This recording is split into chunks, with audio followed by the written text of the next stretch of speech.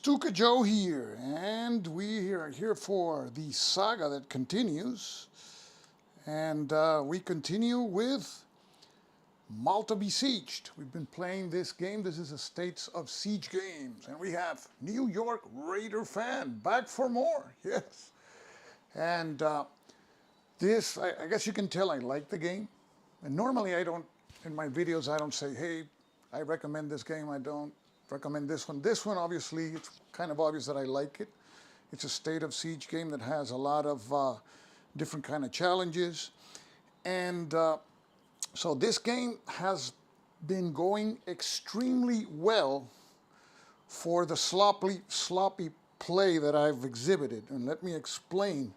Let's take a look at the order phase, because in the last episode, the first card of the second epoch would allowed us to perform raids, which is a way of obtaining favorable die roll modifiers against the Africa Corps. And I misread that card.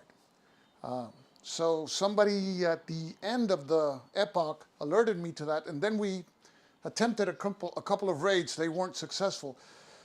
But even though we neglected conducting raids, what happened was that the Africa Corps, which had started further to the west and historically had started at Tripoli, only advanced 2 spaces, and it's now in Benghazi. So it could be a lot worse. However, the marker of the Rommel situation is in the -2 box. So it's the only way we can push back the Africa Corps is if we roll a 6. In this game, a natural 6 will always push a front back. And a natural 1 will always fail, irrespective of modifiers. But now we have that rule clear. And the good thing, of course, is that we have a lot of supply. We have, as shown here, 5 supply points. So we can use supply points to make more attacks. And we have Joelson Travasos. Boa noite.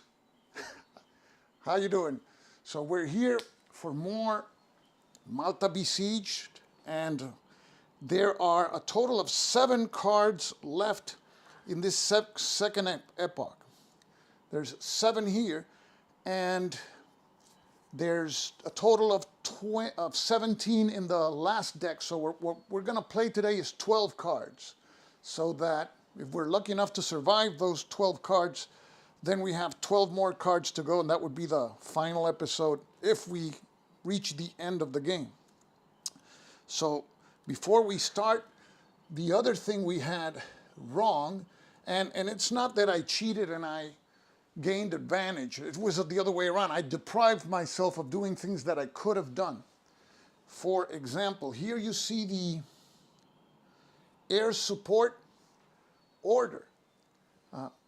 The air support order allows us to place this marker that you see here, air support, in a convoy battle. We place it, let's say we have Operation Access, a convoy, we place it here, and during the housekeeping phase, when we roll dice to resolve if we lost any resources, 1 is deducted. We can use an action during turns that have convoys to place the air support marker. We don't have to wait for the Spitfire marker. That one comes in the last epoch. So that is one thing that I checked in the rules. So, of course, that we will be using air support whenever appropriate. Air support is important in order to reduce the damage caused by the fronts when we have a convoy battle. So with that in mind, we are going to play the last 7 cards of the second epoch. We also have Admiral Cunningham available, which I forgot for the first epoch. He cancels any advance by any front except the Africa Corps. And we can use him once per epoch. So we have Admiral Cunningham. And let's take a look at the situation right now before we begin. We see that The Luftwaffe is in its 3 spot with a strength of 3, and you know the Luftwaffe can increase its strength to 4 at times. The Regia Aeronautica and the Regia Marina are the closest to Malta in their respective 2 spaces, and they have a strength of 2, so they're easy to push back. And then we have the U-boats are in their number 3 box. So we have 4 fronts to take care of, and you know that when we have a convoy battle, we flip all 4. So the more fronts that we have and the closer they are to Malta, the more damaging and the more supplies they will sink during the convoy battle. So we are ready to continue. So let's take a look at the next card. And the next card is Barbarossa. Okay, let's take a closer look.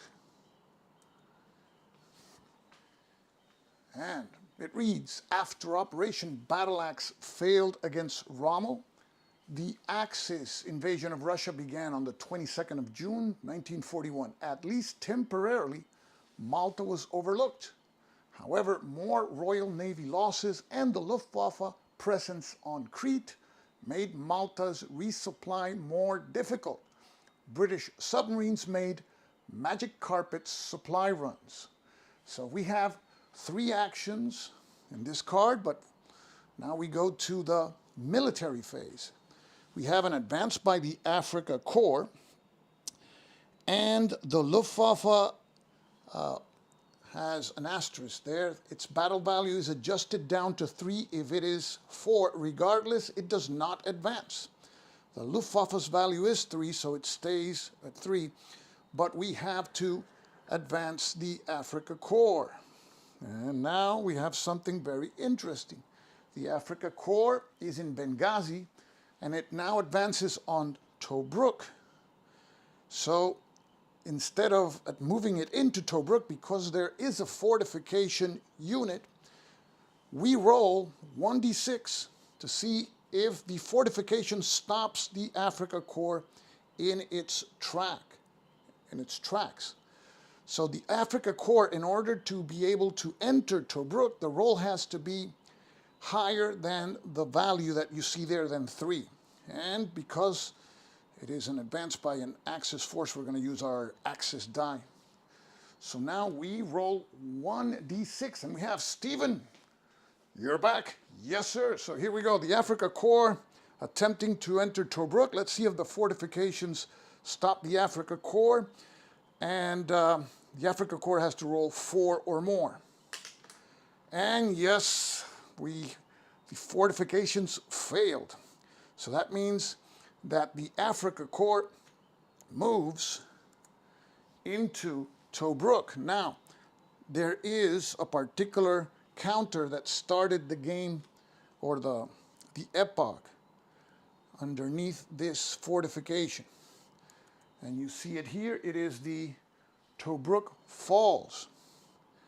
And that means that this is a reminder for us that now Rommel's situation is going to be adjusted 1 column to the left. It's already at the leftmost column, so it will have no effect.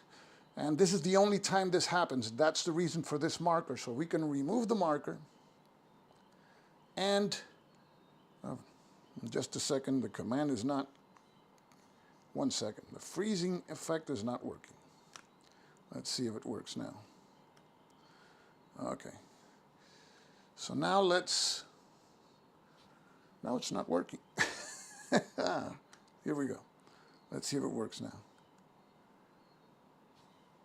No, I have no freezing effect. Just a second, folks. Oh, I know what it is. I know exactly what it is. Okay. Okay. Should work now. Let's see. It's part of the magic of live television, I suppose. Okay, here's my hand. I'm going to freeze my hand. There it is. And now I make it disappear. There we go. Okay, so now the Africa Corps has taken Tobruk, and we eliminate the fortification marker. Okay, so the Africa Corps is in Tobruk, and we can construct again the fortification marker if we recapture Tobruk. So we place it here in the holding box. Okay, so that's the advance by the Africa Corps. Now we go to resources, and -1 military, -1 morale. Oh boy, that's not good. So morale now goes down to 1. And our military resources go down to 1. And in this game, if all resources at the end of the housekeeping phase are at 0, we lose the game. Now, luckily, we have 5 supply, but 1 morale and 1 military resource. Okay. And penalties happen if those resources, or if each of the resources goes down to 0. Okay, so we go now to the orders phase, and let's see what die roll modifiers apply. And we have -1 if we want to increase morale. There is +1 if we want to increase our military resources, +1 if we want to increase supply, but supply is at a maximum of 5. And if we want to raid, there's a +1. Let's place that here. And a +1 if we want to attack the Luftwaffe. So we've placed all our die roll modifier markers. They're on the board. We have 3 actions. Okay, we want to maximize our chances of getting favorable die roll modifiers here. So we have to conduct raids.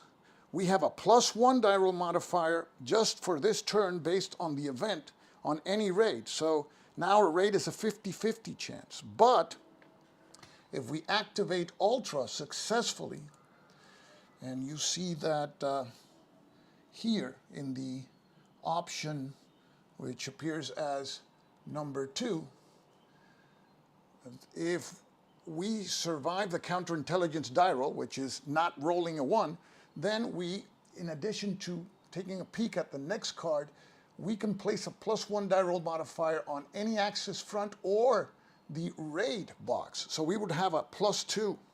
So I think this is the turn that we have to move that Rommel situation marker, taking advantage of that +1 that we have for the card for raids. So let's start and spend our first of 3 actions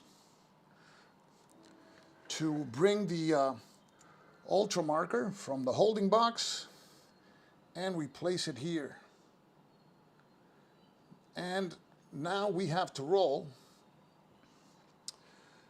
to see if there is an intel fail. That only happens on a 1, but it's happened twice already in this game. So I've had a lot of luck, but also a lot of 1s in this particular process. So here we go, our first action, and the die got stuck. So let me pull it out and re-roll. So here we go again. And almost, the roll is a 2. So that means that we can use the Ultra attribute here, and that we will use it to reveal the next event card and place a +1 die roll modifier, and that will be on the raid action. So we have a +2 on raids, and we can take a peek at the next card. So let's take a look at what the next card will be. This is like the coin games, Force K. So we see here that there's going to be advances by the Regia Aeronautica U-boats. Africa Corps is going to advance, and Rommel's situation is going to improve for us for some reason. It's gonna there's going to be a shift to the right here. Interesting. So, and we're going to get a military and a morale point. Interesting. So I'm going to leave it up here. It's good to know. So we can be pretty aggressive this particular turn. Okay. So we've spent one of our 3 actions. We still have 2 actions left. So now it's the time to start raiding. And we'll start with 1 raid die roll, and we will have a +2 die roll modifier. So this should be a good occasion now. Get that marker advancing. So here we go. We need a modified 5 or 6, and we add +2. So 4 + 2 is 6. So that's a success. So now that Rommel's situation marker moves now to the number 1 box. We have 1 of our actions left, and we're gonna roll again. So we bring our dice tower, we have that +2. We're gonna raid again, so here we go. And the roll again is a 4 + 2 is a 6. So that is another success. And now the Rommel situation marker is at 0. Now we conducted our 3 actions, but we have a ton of actions here. And we have 5 actions. We know that the next card won't bring additional supply, so we can't go gung-ho here. But we can definitely and will keep on raiding. So here we go. We spend 1 supply for another action, and we'll keep on raiding. Here we bring our dice tower once again, and we need 5 or more. We get a +2. We got stuck. Okay, gotta get like smaller dice, slightly smaller dice. Here we go. I've rolled another 4, so that's 3 4s in a row. The dice aren't loaded, don't worry. So that's another success, a modified 5. And now Rommel's situation is we have a +1 die roll modifier. Okay, so now the question is, are we interested in pushing Rommel back now that we would have a +1 die roll modifier? It is a 50-50 chance. A 50-50 chance is not bad, and we have 4 supplies. And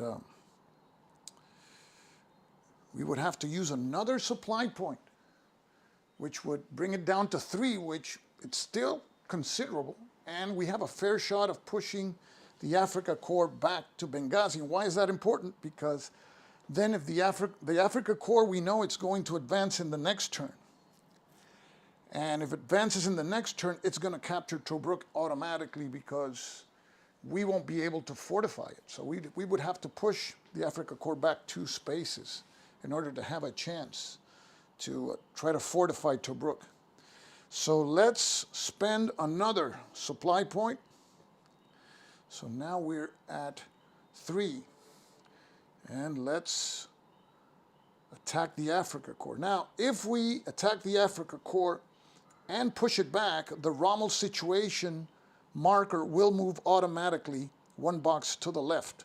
And that's to simulate that their supply line is shorter. So here we go. We bring our dice tower, and we need 5 or more, but we have a +1. So here we go. We roll 1d6, and the roll is a 6 modified to a 7. So that's a success, and the Africa Corps goes reeling back to Benghazi. Now we have to deduct the Rommel situation point. So now Rommel's situation is at 0. So that was a success. Do we want to give it one more shot and have just 2 supply points? So this is a tough call here. because we won't be receiving supply in the next card. We will be receiving a point of morale and a military resource, but now the chances of pushing back the Africa Corps are just going to be 33%, because Rommel's situation is now at 0. And we know the Africa Corps will advance on Tobruk on the next turn, and we'll have to push the Africa Corps, I think, the next turn. And save our supply for the next turn, when we will again go through the ultra process and try to get some raids in. So I think that's the best course of action. So that's the end of the turn. I already placed the ultra marker back in the holding box. So now we remove the die roll modifier markers.